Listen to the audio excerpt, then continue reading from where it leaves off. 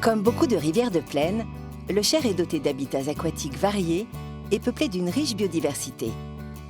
Ces alternances de milieux sauvages aux eaux calmes et aux nombreux bras secondaires laissent parfois la place à des paysages courants, à l'eau limpide, parsemés de végétation aquatique. Affluent rive gauche de la Loire, la rivière Cher parcourt 365 km depuis sa source dans la Creuse, à plus de 700 mètres d'altitude. Son bassin versant de 14 000 km² draine plus de 117 communes, soit 600 000 habitants. Elle se jette dans le fleuve Loire, en aval de la ville de Tours.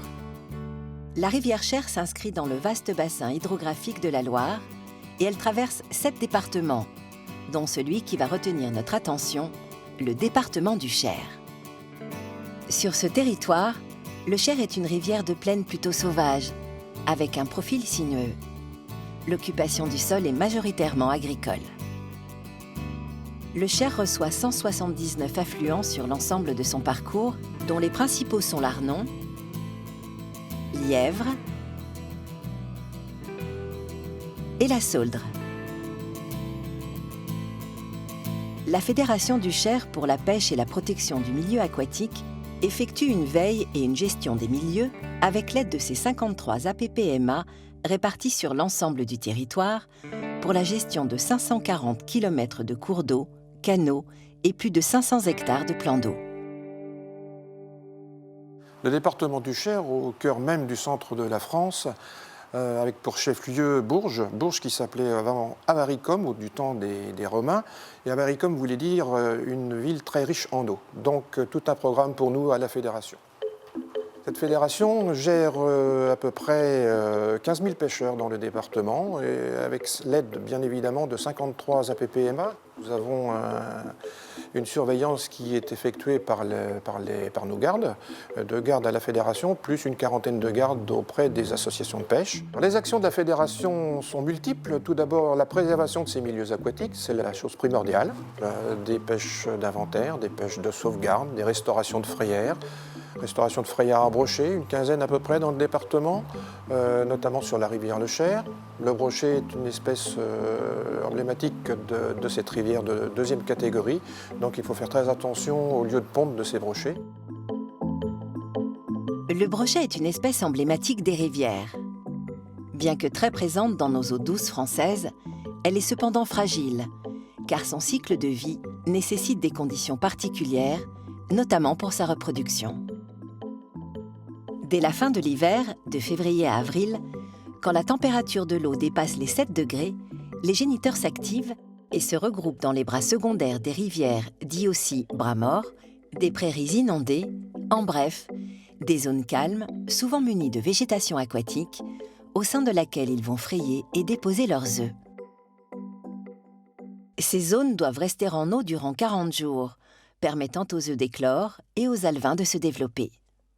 Des centaines de larves minuscules deviendront quelques semaines plus tard de petits alevins prêts à se nourrir d'abord de larves d'insectes, puis de certains de leurs congénères. Les jeunes brochets rejoindront les rivières au printemps et atteindront une taille d'environ 15 cm au début de l'été. Ces milieux humides si précieux pour leur cycle de vie existent grâce au débordement et à l'étalement naturel des rivières, phénomène de plus en plus maîtrisé par l'homme. Parfois, le milieu ne peut plus garantir un accueil suffisant pour l'espèce. Malgré son rôle de grand prédateur des eaux douces, le brochet est aujourd'hui classé en tant qu'espèce vulnérable en France. Depuis une vingtaine d'années, de nombreux projets voient le jour pour recréer ces zones d'accueil, comme la restauration de frayères, grâce à des interventions sur certaines zones humides et bras morts. Une quinzaine de frayères ont été restaurées dans le département du Cher par la Fédération et certains sites sont suivis chaque année pour évaluer le succès de la reproduction de l'espèce. Des pêches électriques peuvent alors être réalisées pour capturer des brochetons. Sur le département, ces pêches sont également axées sur l'évaluation et le suivi du peuplement piscicole des rivières. Nous réalisons sur l'année une quarantaine de pêches électriques, voilà, donc qui ont toutes des rôles un peu différents, soit des pêches de sauvetage en cas de sécheresse pour aller sauver des poissons dans certains milieux ou en vue de travaux, et pour des suivis de population. Donc l'idée c'est de faire un état des lieux de nos rivières.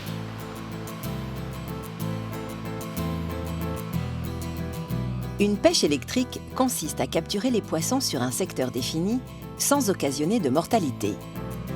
Ces derniers sont attirés vers l'anode qui envoie un courant dans l'eau et qui va provoquer une nage forcée, direction les épuisettes.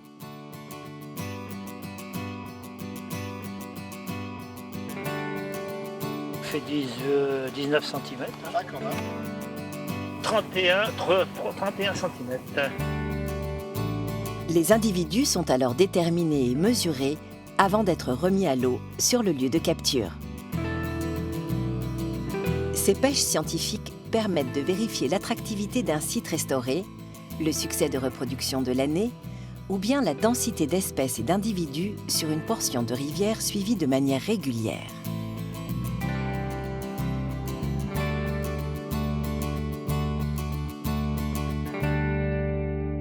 Les résultats de ces fameuses pêches électriques nous permettent, d'année en année, justement de faire d'éventuels apports sur nos milieux si on considère qu'on n'a pas de truite sur une première pêche électrique.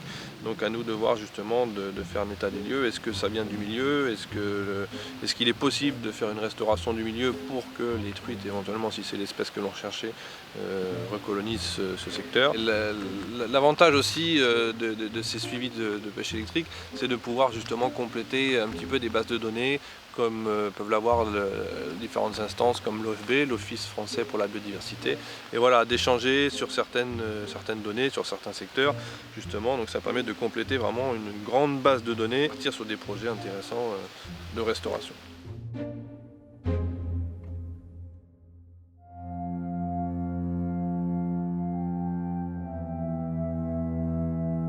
Depuis quelques années, l'eau manque dans le bassin du Cher. Les rivières subissent un déficit hydrique combiné à des périodes estivales très chaudes, des sécheresses marquées et des besoins accrus pour les usages de l'eau. Le maintien des milieux en bon état est de plus en plus complexe. Un déficit en eau très important depuis 2017, 3 années compliquées, puisque les nappes se remplissent mais pas suffisamment en hiver. Nous avons un climat qui est de plus en plus instable et de plus en plus difficile à gérer. Des périodes de sécheresse difficiles, liées en plus à des prélèvements d'eau qui sont aussi très importants.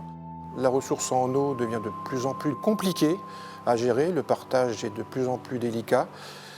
Un patrimoine piscicole qu'il faut absolument préserver et puis qu'il faut absolument laisser à nos enfants dans un bon état écologique. Les perspectives pour l'avenir, c'est la poursuite de nos actions de restauration de milieux, de préservation de ces milieux, si sensibles et qui peuvent encore se dégrader, et poursuivre l'information auprès de nos 15 000 pêcheurs du département. Un autre but crucial de notre fédération est bien évidemment la sensibilisation des milieux aquatiques et du cycle de l'eau, aussi bien aux enfants qu'aux adultes. Nous avons la chance d'avoir une maison de la pêche et de la nature au sein même de la fédération, une des premières en France d'ailleurs, qui permet d'accueillir un certain nombre d'enfants sur toute l'année scolaire.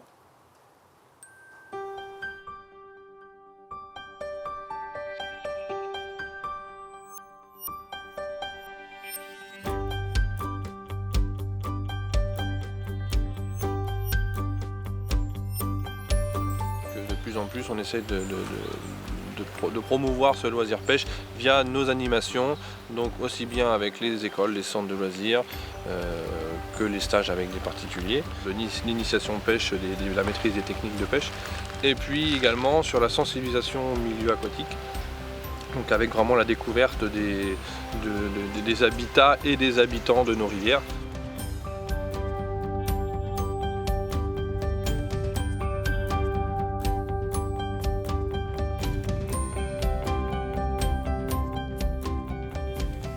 On récupère au fur et à mesure, donc c'est quasiment toujours canne haute. Tac, le contact, les petits coups, et vous accompagnez. Vous voyez, mon fil est plus ou moins toujours tendu. Et par contre, j'accompagne mon leurre quand il descend. On limite à 8 jeunes par stage. On fait 3 stages dans l'année. Et donc c'est un stage qu'on intitule stage multipêche. Donc c'est un stage où on va avoir tout le panel un petit peu des différentes techniques de pêche, aussi bien en théorie qu'en pratique. Et puis un gros volet sur la pêche des carnassiers qui est, on va dire, à l'heure actuelle, la pêche qui attire de plus en plus les jeunes, voilà, une pêche active. Et donc là aujourd'hui, on était même sur une descente du Cher en flotte tube. Donc voilà, ces engins flottants qui nous permettent, voilà, de dériver au gré du courant. Les palmes, c'est vraiment à la verticale. C'est une pêche assez dynamique où on est vraiment en contact avec la rivière et puis ça nous permet aussi d'aller pêcher des endroits qui ne sont pas forcément accessibles et où justement les poissons ne sont pas dérangés. C'est vraiment une pêche qui est très prisée par les jeunes et puis très motivante. Donc c'est vrai que là aujourd'hui on pratique cette descente du Cher en flotte tube et puis voilà, on a fait quelques poissons, principalement des brochets.